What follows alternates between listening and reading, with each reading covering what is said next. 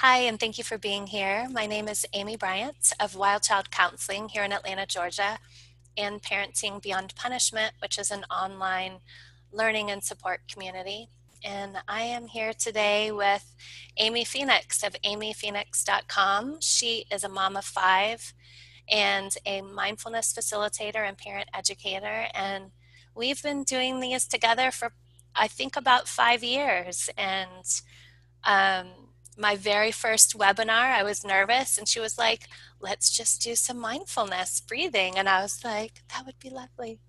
So I'm really excited, Amy, to have you here so that you can share some of these things with um, our viewers. And of course, I just love to be with you. So thank you for being here. Yeah, thank you. I'm always glad to do this, and it's nice. I'm glad that this is continuing, this Yeah, effort to support parents. thank you. Mhm. So what is mindfulness? I think we hear a lot about it, but I think it's always good to get some clarity about, like, what does it really mean? What is it? Yeah, that's a really great question. And the way that I usually share what is mindfulness, there's a couple of different meanings. Um, One, and probably the most important meaning or basis of mindfulness is that it is really an aspect of ourselves that is always present but often overlooked. So it's our own inherent awareness.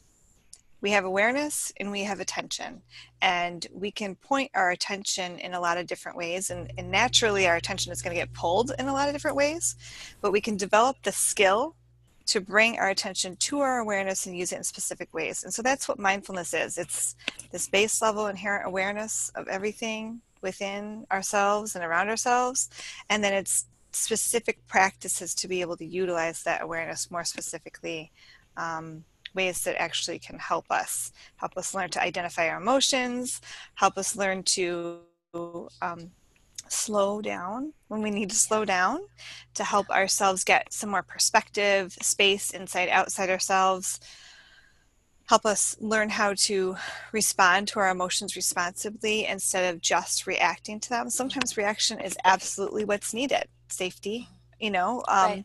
but sometimes we notice our reactions are out of alignment with what we actually want to do in our lives. Mindfulness can also help us focus, help us, use our attention just in more intentional ways, and just Yeah, to help us learn about ourselves. Like, what's going on inside me? What's right, actually in here? What is stuff that I want to keep and what stuff I don't want to keep? right, Because we also come to life with a whole lot of patterning and conditioning based on what's happened from the time we were born until now. right, So mindfulness is a tool to be able to learn more about ourselves and be able to make some choices with what we learn. right. Yes, for all those emotions we experience and those ways of being. Mhm. Um, maybe let's talk about why mindfulness is important or helpful or how it serves us, I guess. Right. And I'll just go back to the term mindfulness again. Okay. The person who coined that term was a meditation teacher, and he wanted to really see if he could pull back the spiritual and religious elements from meditation that have been used for thousands of years, and really distill the practice down to something that is accessible to anybody beyond belief, beyond their belief system. And he wanted to do that. John Kabat-Zinn Yeah. is the person I'm talking about. He wanted to do that um, so he could help people who were not helped by like the traditional or conventional medical system. They had chronic pain and some other issues that were not being consistently addressed. And he wanted to just experiment and see, could these practices be of support to these people who are dealing with these things that are really challenging and they're not getting relief. And he found that yes, it is helpful. And then he took it into other areas of life. And we're seeing it studied and talked about in all these different ways, but it's really not. I like to help people connect with it. It's not really a fad. It's something that's been here. It's practiced in various religions and non-religions. We are aware all the time. We might be sitting back, we might be reading, observing. There are times that we're aware all the time. And so practicing it intentionally, creating space for that, Hmm. is just like a gift to ourselves. And in parenting, I came upon it when I was really struggling. I was really having a hard time, and it's not like a magic wand that everything just got great when I started to practice mindfulness or meditation. Sometimes Darn. I know, darn, I'm so sorry. um, However, it has created a lot more space for me to grow and to become more mentally and emotionally healthy. And when I do have challenges, I have more of an inner reservoir, like a deeper sense of developing trust in myself. It's pulled me through a lot of dark times when we've had some really big life challenges and depression, anxiety, PTSD.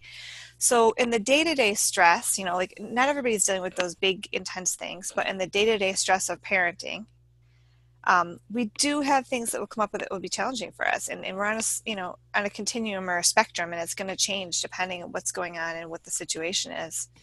And so mindfulness, practicing it when we're calm, gives us a tool to utilize when things aren't calm. Yeah. That's kind of a really big piece of it, is that like sometimes if we were to practice when we're really upset and we don't have a lot of practice built up, our emotions can even seem more intense. So sometimes people will go into this kind of a practice and they'll be like, whoa, like I feel so much. I don't know if I like that.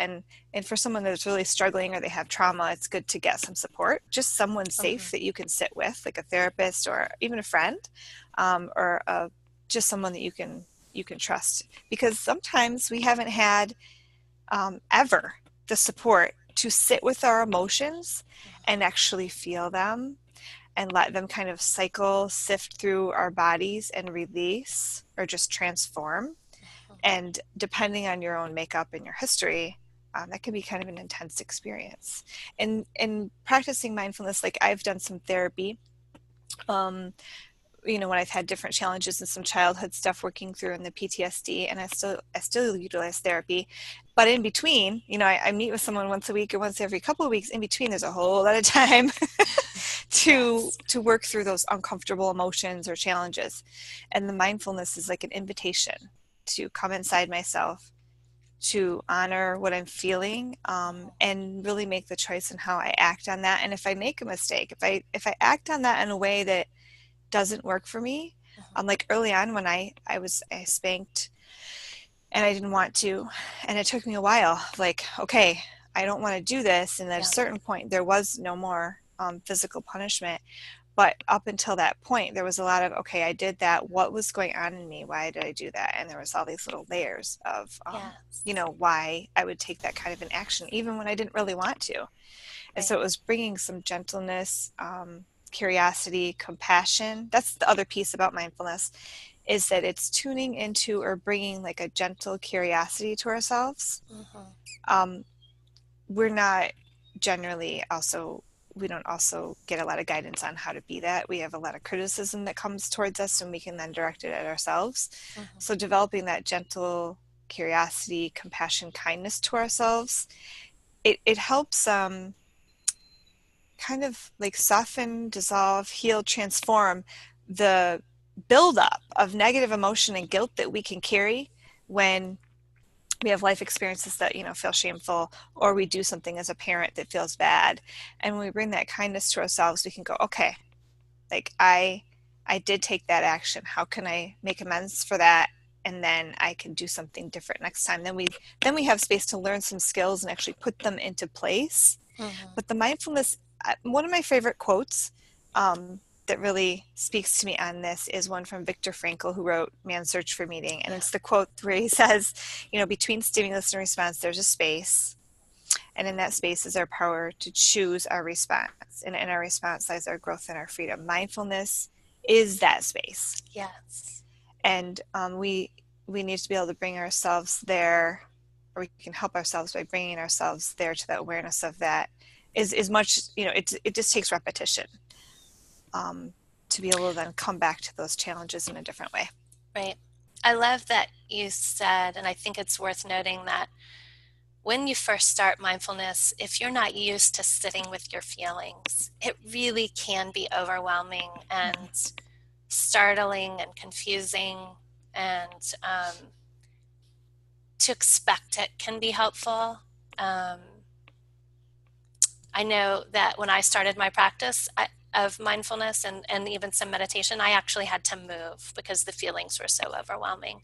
And Mm-hmm. so getting support, a therapist or a friend who can be with you and listen to you, or and knowing that movement can help get those feelings, make them feel more tolerable as you get used to them, Mm-hmm. um, is important.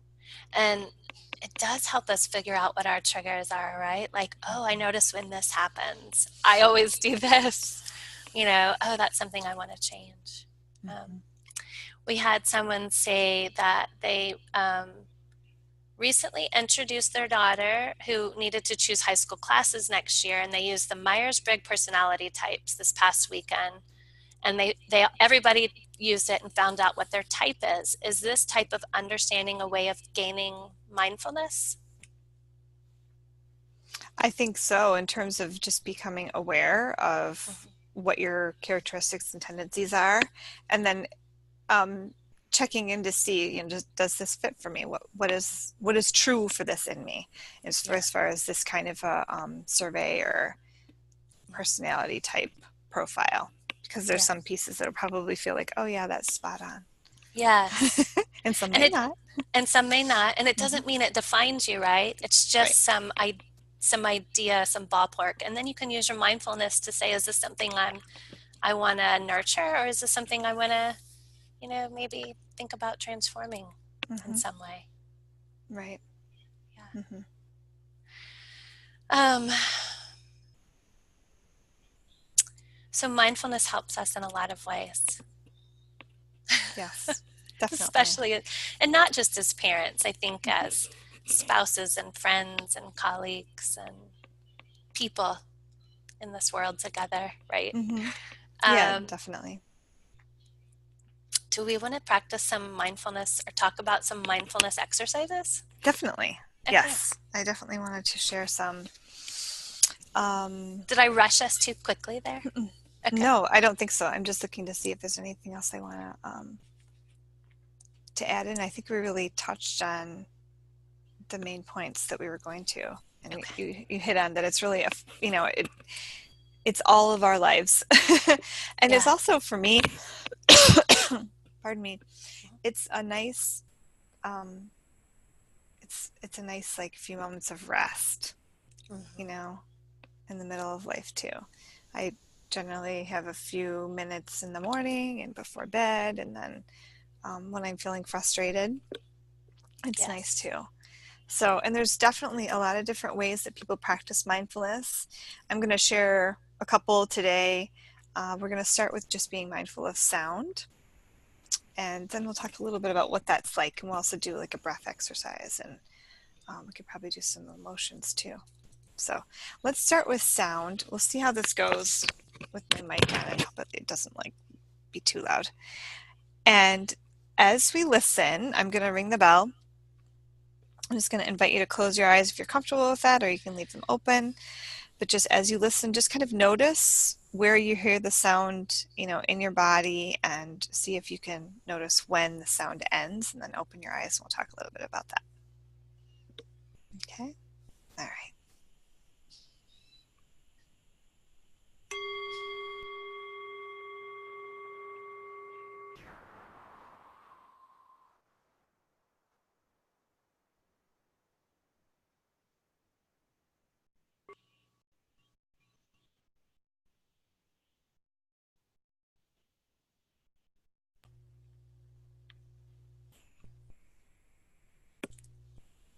Okay. We did not get to hear it all the way through. Did it go kind of quickly? It came and it rang for a minute and then it stopped. Not quite maybe a few seconds. Just so you know. Yes, it went silent. It went out silent. Okay. I wonder if I should try it again and bring it a little bit closer to Yeah, my let's mic. try it again. Yeah, Okay, I let's didn't try want it. to like Okay. blast it in y'all's ear. Right. Okay, we'll try it again. Hopefully this will work a little better. Okay. Okay.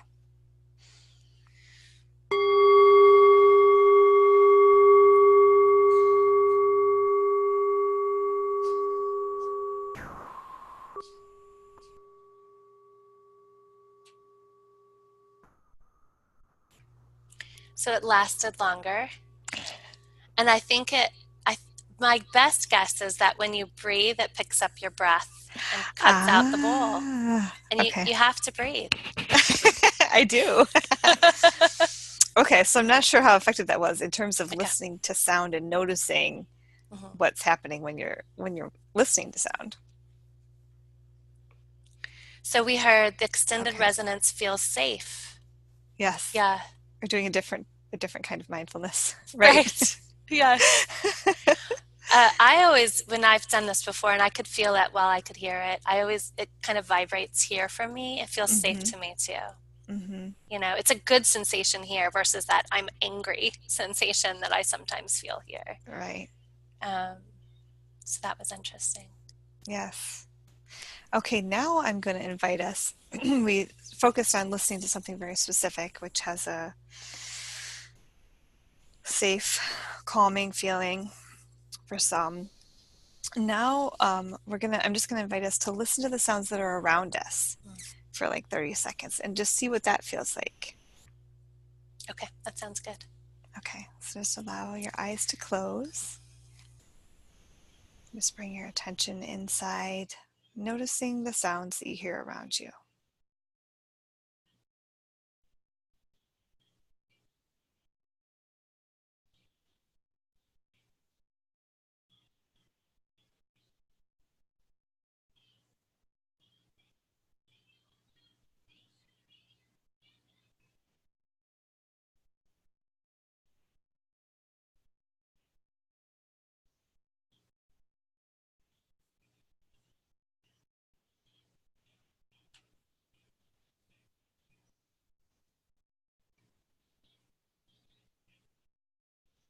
Okay, when you're ready, you can open your eyes. Okay, so what was that like? I heard a plane go overhead, Mm-hmm. and I can hear the noisemaker in the other room blocking out outside noise for the dog. Mm-hmm. Um, I think it helped me notice that there is a lot of noise, actually, Mm-hmm. not necessarily noises I want to hear. Mm-hmm. Yes. Yes. Sometimes sitting down to notice noise could be calming or restful. It Yeah. might be an invitation to slow down, and sometimes it might be annoying or Right. intensifying. I was working with students recently, and one of the kids was like, everything got really loud. So, it was a Yes. variance, and we talked about how that's all in the background all the time. And so that's something to consider. I'm hearing like birds are chirping, Yeah. grounded to nature, um, garbage truck, thinking of others while I'm meditating.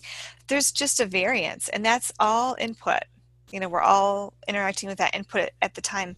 And so that's something to just kind of consider. It's something that we can't control Right. largely. I mean, we can modify it here and there, but in some settings, we can't control exactly what auditory input we're going to get or sensory input. Mhm. And so when we do get frustrated or things do feel overwhelming, it's just a note to go, okay, there's certain factors that I can work with. Yeah. There's certain factors that I can't really do a lot about. So building that practice of helping ourselves come home to ourselves Mhm. can really be of benefit, because that's where our real point of space, our real point of, choosing our response, growth, and freedom is. Yeah. Yeah. I found it relaxing just to stop and listen though, Hmm. because I wasn't trying to pay attention to anything else. Hmm. Just so interesting, right? Yeah. Yeah. Like I often feel it's like an invitation to just rest. Yeah. Um, and and again, I kind of come back to this, and I will come back to this, but then when it's hard, it's harder. you know, Right. when I'm frustrated, there's more going on, more that I'm paying attention to, I guess. So I guess maybe hard isn't always I don't want to like give it a bad name or something. It's just there's more. more to pay attention to when I'm feeling upset. There's maybe my heart is beating faster, or there's more thoughts, that kind of thing. I hear someone, let's see, I feel like I don't process sound normally. Listening to others describe it is foreign to me. Someone, oh, you were saying, Amy? I just thought, I responded, I wonder if you're sensitive to sound. Maybe Mm-hmm. you process sound differently. But I'm Mm-hmm. curious to know what it's like. If what we described sounds foreign to you, what is it like for you? It Mm-hmm. doesn't have to be what it's like for everybody else. Absolutely. Yeah. And my experience is that it really varies, Yeah. too, in different settings, and definitely person to person. Mm, Mm-hmm. yes. Yes. And mindfulness is really, again, it's just about learning ourselves. So even though Amy and I are here sharing about what it's like for us, that doesn't necessarily mean it will be the same for anybody else or us in an hour from now. Right. It could Right. it could be a little bit different too. So Sarah Mm-hmm. says it's hard to describe. I can't tune it out. I feel it vibrating in my skull and in my throat like a tight ball. Mm-hmm. And this is really, it's just information to help you. Yes. And with each sound, I feel more overwhelmed. Mm-hmm. And that's really important information for you to know so that when you stop and if you feel overwhelmed and you're not sure why, and you stop and listen and you hear all these things, then that's maybe information to help you go, oh, there's so much going on. That's maybe what's agitating me. Mm-hmm. Um, and then finding some ways to support um, your system might be earplugs. You can still hear things, but maybe it helps block out some of those noises that are vibrating in your skull and in your throat. Mm-hmm. Oh, and she says she uses quiet classical music a lot. Good. Mm-hmm. Yes. Yeah, that's good. I have a couple friends and a family member that have the ringing in the ears, the tinnitus, Yes. Mm-hmm. and they both feel that music helps them Mm-hmm. in terms of having something specific that they're kind of is in the backdrop or focusing on. Right. Um, yeah, so I appreciate you sharing about the earplugs, and Sarah about the music, and it also brings to mind like the somatic work, the somatic Yes. experiencing, and other work where we have support to be with those sensations and just kind of get to know them a little bit more. And sometimes I'd say soften is probably the word, Mm-hmm. soften, kind of transform in the system a little bit more.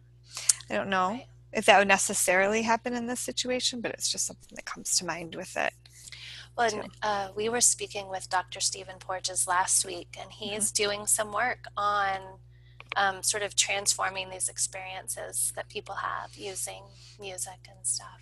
So Nice. it's pretty amazing. Yeah. Yeah, that's nice. I've heard of music therapy in that way too. Right. Cool. I really appreciate that we have a lot of different ways to meet what we have going on inside ourselves. Right. There's a lot of different approaches, and one reason I share mindfulness is just to help people have that window into themselves, Yeah. to be able to find out, you know, things like this, like, I noticed this when I listen. How do I support myself with that? Oh, I do this, and that does work for me. Right. So that's great. And then when we do need support, then we can find that too. I think too, it's important to transform our thinking from there's something wrong with me to this is just who I am. Hmm. This is how my body responds to things. And Absolutely. so this is what I need for support. It doesn't mean my body's wrong or that I'm Yes, wrong, but this is me. And how do we accept all of ourselves? And that's that absolutely. gentleness I think that you were talking about at the beginning, Amy, that we get curious and we notice and we don't judge. We just go, oh, this is what it's like for me. Okay, Hmm. that's information. Yeah, definitely. Yeah. It's so easy to say, and then, like 2 minutes from now, I'm going to be judging myself, just so you know. And then I'll go, oh, look, I'm judging myself. And then I'm judging myself for judging myself. It's kind of endless, but you just work with it right there. That's right. Yeah. Yeah. For sure. Uh, It's a process, right? yeah, I'll let y'all know when it Yeah. happens. Right. Oh, it's funny. uh, Hmm. Okay. So that the sound exercise is just kind of like a little window into um, mindfulness practices, just bringing awareness to how we experience ourselves in our life. And another one that I really enjoy is the breath awareness. Sound and breath are always with us, unless we have the earplugs. And still, then there's probably something, it might be the inner yes, sounds, right, that we've got going on yes. inside ourselves.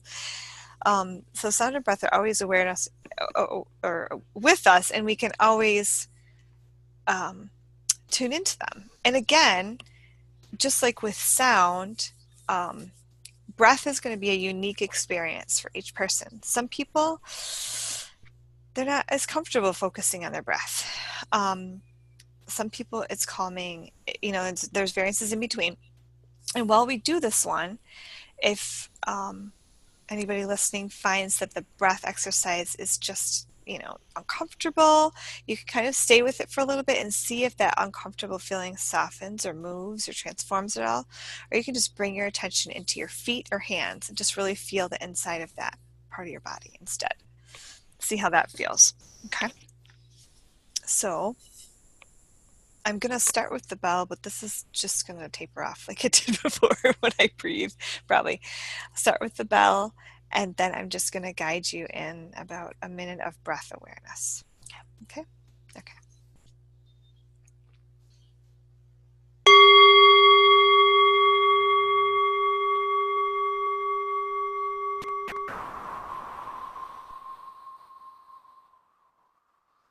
Okay, so just allow your eyes to close if they're not closed already. And allow your attention to come into the action of breathing. So we're really just noticing what it feels like to breathe.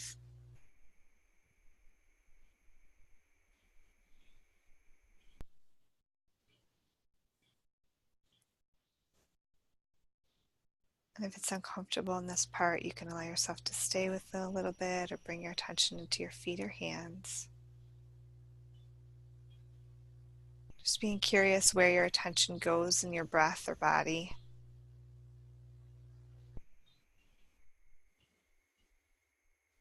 And if your attention wanders, that's okay. You can just kind of welcome it back like a boomerang back into the breath.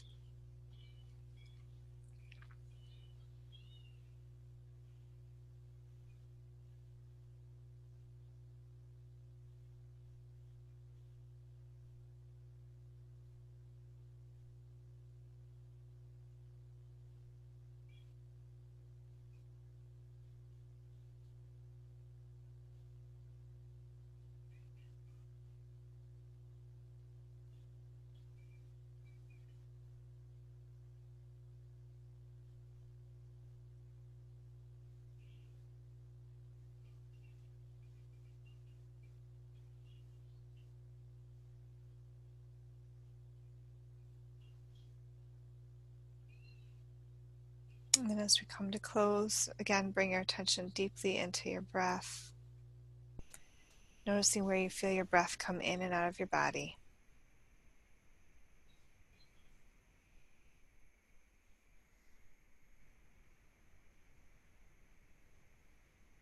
And then when you're ready, you can open your eyes.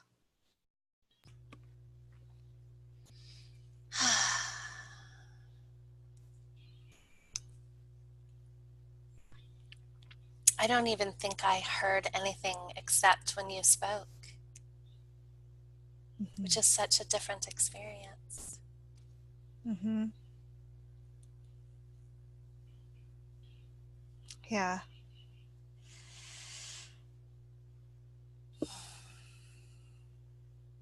There's a there is a sense of solace in the breath, and that its action is to, bring in what nourishes us, release what doesn't. There's like that slight space in between the inhale and the exhale. When we really tune into it, it can be, calming, centering. If we can stay with it. And similarly, bringing attention deeply into the feet or the seat or the hands can be as well. Can take a little bit of practice sometimes.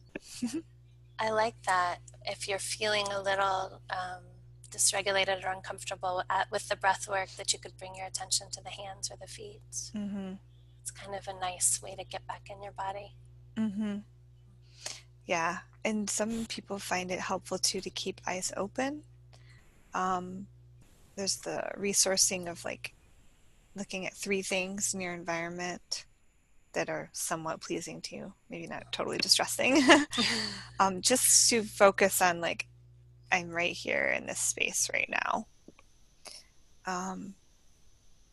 Yeah, we can do a lot of different things with our attention, go all over the place.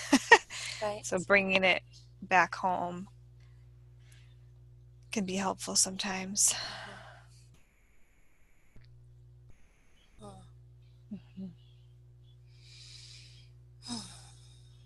I'm curious to know how that was for you, if you're watching too. If you want to let us know, we'd love to hear it. Yes.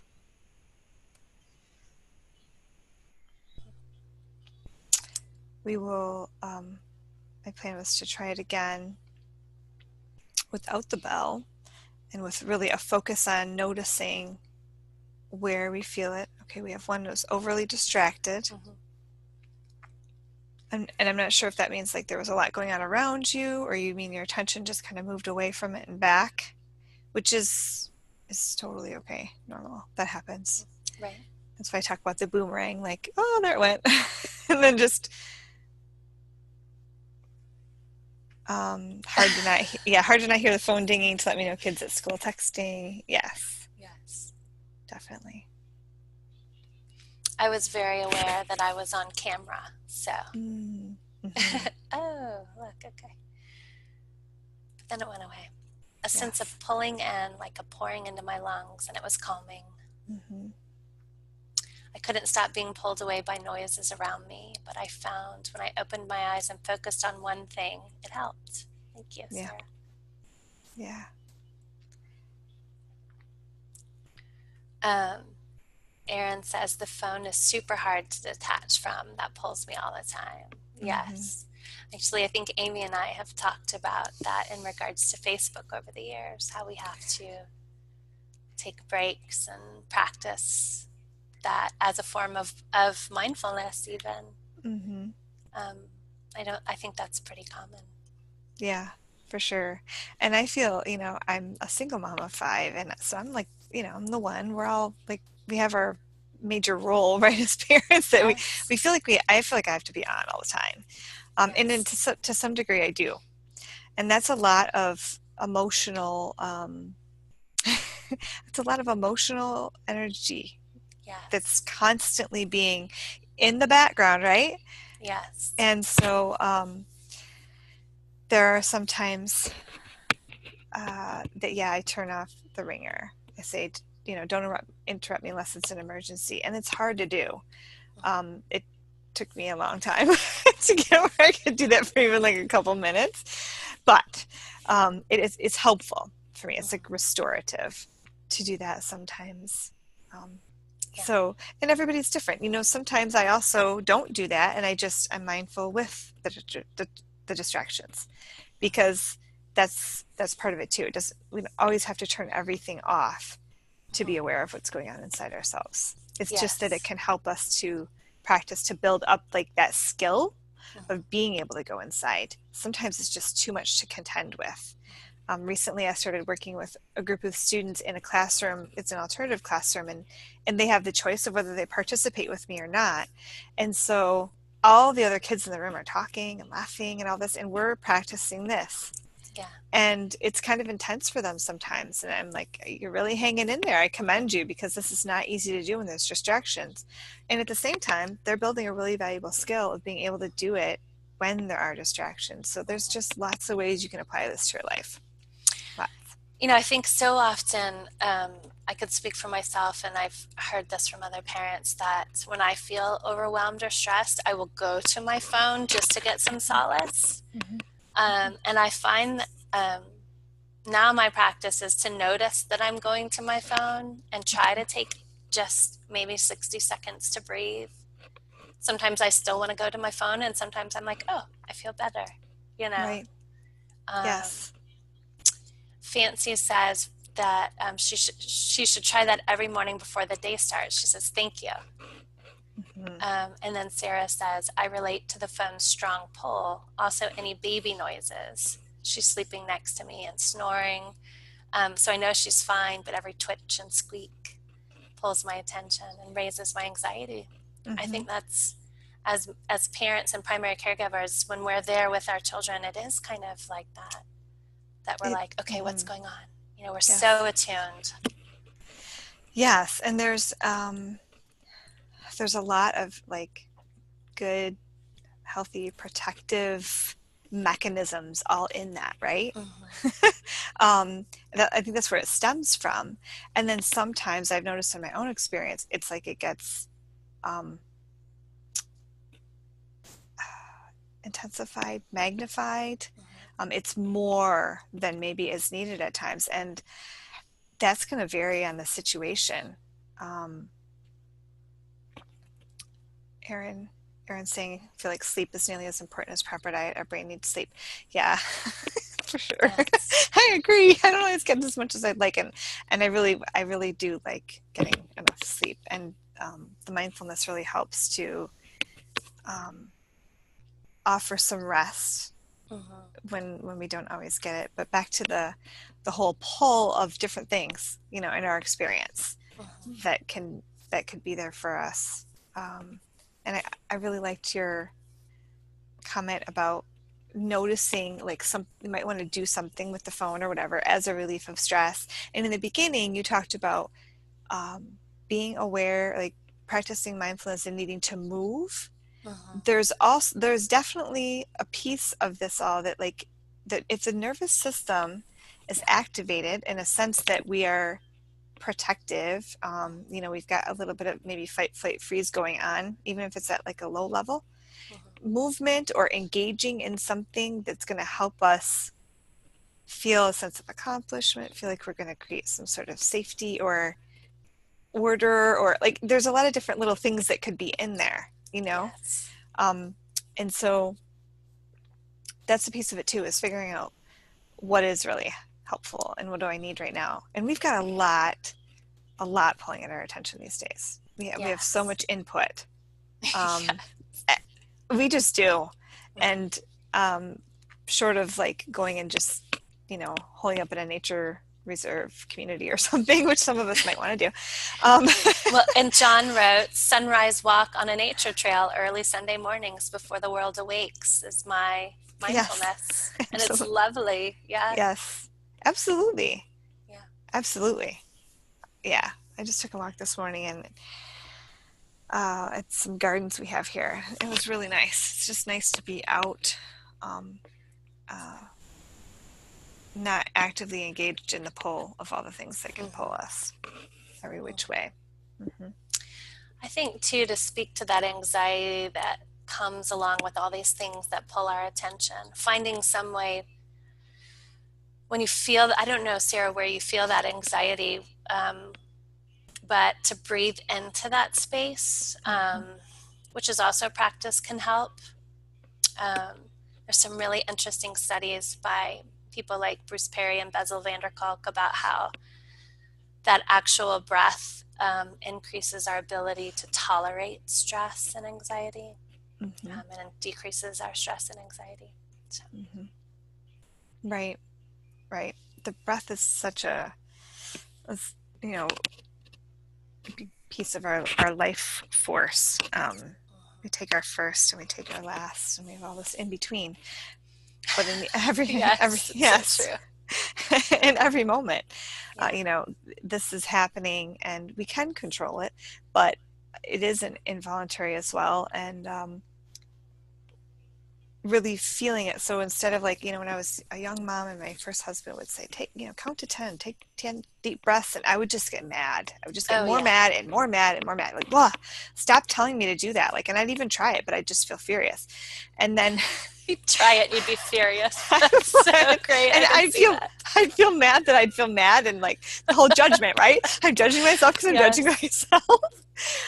Um, um, Okay, Sarah, you say you feel it in your chest, and yes, you find you can do breathing exercises and it will pop the anxious bubble. Yes. Yeah, it's like it brings some space. I like space, it's like there's all this energy or sensation, um, however you want to describe it, that's there, and then bringing attention to the breath, and allowing it to kind of cleanse, touch, heal, whatever words work for you, just come into that space. It just opens it. It does something. It helps, softens, pops, like you're It saying. pops that anxious bubble. I love Yeah, that yeah, description. yeah, yeah. It's beautiful. So yeah, um, feeling our breath. So instead of like just taking those breaths, Yeah. sometimes I'll even find myself saying to my daughter, I've got one daughter who's 7, and she does experience some anxiety. And sometimes I'll say, will you take a couple of deep breaths with me? And I want to just turn to myself and say, why did you say it like that? Like, that's not going to help. Turn around and say, how about, we focus on our breath right now. Just feel what it feels like to breathe. Like, it's for me, I don't know if that's for everybody, but for me, that shift, like some people might be able to here, take a deep breath, and they can move right into it. It's calming. But for whatever association I used to have with that, That's focusing the on last thing you want to say is just right, breathe. right. Like, I'm already breathing. Right. What do you think I'm doing? Interestingly, I know that I'm stressed when I hold my breath, and I'll be like, Mhm. "Oh, right. I'm holding my breath." Yeah, yeah, yeah. So opening, feeling, focusing, all of that. That can really make a difference. So let's do another um, breath exercise. Okay. And then this is just going to be slightly different. It's just to practice it one more time, bring a little bit more practice in here, and then a little bit more directing of attention.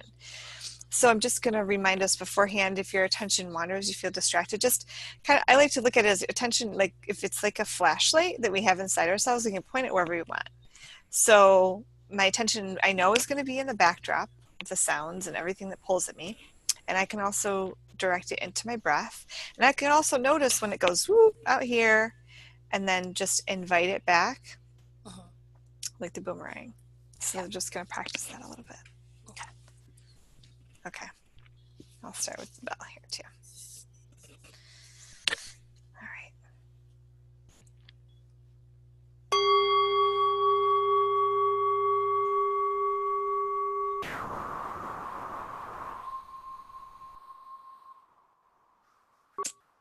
Okay, so you just allow your eyes to close and bring your attention into your body, into the action of breathing. Really noticing where you feel your breath in your body.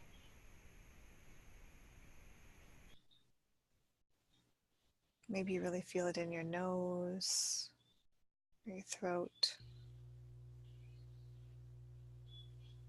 Maybe it's your chest or your belly. Maybe you're focusing on your feet this time.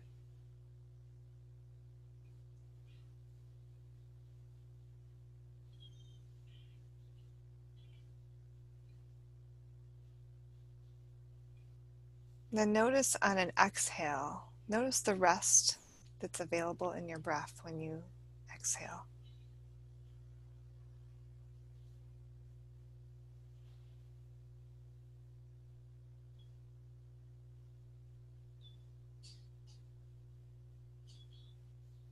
The body just naturally relaxes a little bit.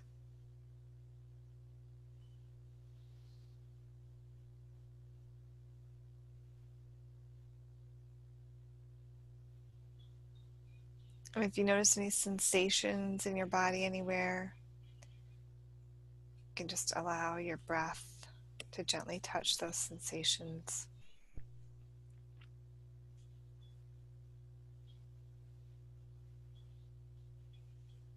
Just allowing them to be.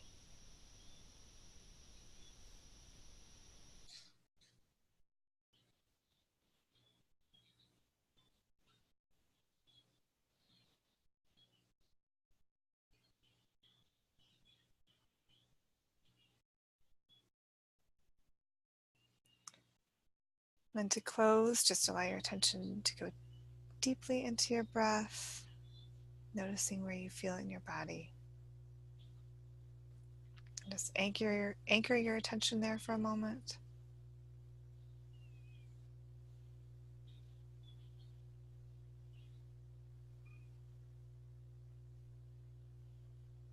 And then when you're ready, you can open your eyes.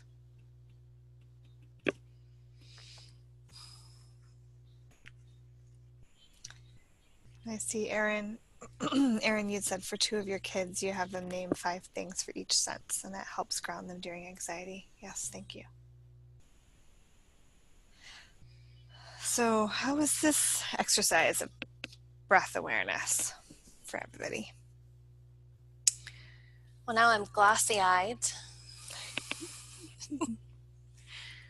I always find it interesting that my attention will go like this. You know, it's nice just to be able to notice it and not go, oh, why do I keep fading out? Mm-hmm. You know, which is kind of, I think, how many of us start. Mm-hmm. Erin says, I focused on mechanics at the beginning. Longer the better. Mm-hmm. I notice that too. I'll notice my eyes are fluttering and my back will be uncomfortable, and then all of that fades. I think that's kind of what you're saying, Erin. You focus just on the in and out, and sometimes that can be weird. Mm-hmm.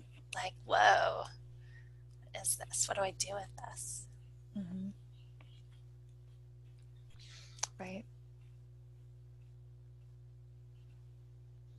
I shared with you that I had done a little talk on alternatives to corporal punishment recently, and 2 of the situations that I brought up in terms of times parents can feel frustrated with children or teenagers is, when they're having an emotional experience that we don't know what to do with, or they're just being combative is the word that comes to mind. Not necessarily combative, argumentative. They're being challenging. It seems like they're doing it on purpose. So either like crying, or what people call tantrums, when they're young, babies or toddlers, or just young, and then maybe as they get older, that more verbal argumentative type stuff. And where mindfulness really comes in to be helpful is to help us have some space to deal with our own emotions in response to them. Yes. Yeah, and then that gives them a little bit more space to be able to have their emotions. Like if it's a crying child or baby, to be able to just be with them empathetically, to listen, breathe with them, trust that like by it coming to the surface, it will release and resolve. And then when there are challenges, maybe bigger challenges, verbal, or you could have a combative child, Yeah. Helping ourselves meet what comes up in our own nervous systems to be able to be a support to them and to get support when we need it. Like, it's not like we should always expect ourselves to be able to be something different than we are. That's the point, is not that. Right. It's to recognize where we are, what's coming up in ourselves, and then there's some things that we can make changes on our own, and then there's some changes that we need support with. There might be support we need to get for our children. Right. We've utilized some therapy for the kids too, because they needed some outside support too, to be able to work with some things that were going on inside themselves. Right. And that's a part of mindfulness, knowing Yeah. when we're at our limit and we need to ask for help. Mm-hmm. Yeah. Yeah. Sarah says that, she says, I feel physically lighter at first I take a breath and it feels right and cold. By the end, my breaths are slower and flow more freely. And I just realized I've been clenching my jaw because I'm not anymore, and I can feel the soreness in my teeth and my jaw. Oh, tight and cold. Sorry, I didn't translate that well. Yes, tight and cold. Your breath. Yes, that makes Mm-hmm. sense. Beth says, I'm trying a gratitude practice to remind myself of what I love about the person. Um, this morning it was my husband, and that gives me the shift or the space or the peace or the calm. And a smiley face. Yes, it's a nice mindfulness practice as well. Mm-hmm. Yeah, that's one. I'm glad that you brought it up too. It was one that I was considering closing with today, but we don't have very much more time. Yes, So that went so fast. yes, it did. And that's a nice one, to just take a few moments to really bring to mind, you know, somebody or something that you love, and pouring out your love to them or sharing your appreciation with them. You can either do it, for real or in your mind, Yeah. and cultivating those feelings of appreciation and gratitude for what we do and have in our life can really make a difference, Yes, I especially think so too. in our interactions with our children. Matter of fact, I'm going to do some of that after we're done. I've got some struggles with one of mine going on, and that would help a lot Right? right Isn't now. it? I love Yeah. how when we do these, I'm always like, I know what I'm going to work on. Yeah. Yeah. Yeah, Yeah, and it's like nice. you can kind of know you appreciate someone, but really focusing on it, like Beth said, it makes a difference in us being able to really bring that out and live that more fully. And that's what this is Yes, all about, is just, knowing ourselves, loving ourselves and others more fully, more in ways that we want yes, to. right. Hmm. And that it does bring more joy to our everyday life. We're not stuck in that sort of, I don't know, I call it that growly space where everything's hard and everything feels hard and Hmm. frustrating. Hmm. What would you like to leave with? Oh, I had a question, Amy. Hmm. I know that you're a mindfulness facilitator. If Hmm. people want to work with you online on this, really just kind of, we talked about how uncomfortable things it can be. Can they work with you about sort of developing that that part as they're working on this? Yeah, I do offer private consultation, one-on-one. Okay. I have some group work that's not really. I have one. It's currently free. It's a 40-day meditation challenge. And I have a Facebook group that people haven't really been interacting with a lot, but all of the audios for the challenge are available on my website. And then I do the private consultation work, and I can work with anybody anywhere, just like this, Okay. on video Yeah. or Yeah. phone. So nice, Hmm. right? Yeah. Um, you've done a number of, well, you have a blog post that we linked to this year, and then you've done a number of them. The online work I think that you're talking about now, you've done for a while, and it's lovely. I love referring people to that. Good, So, good.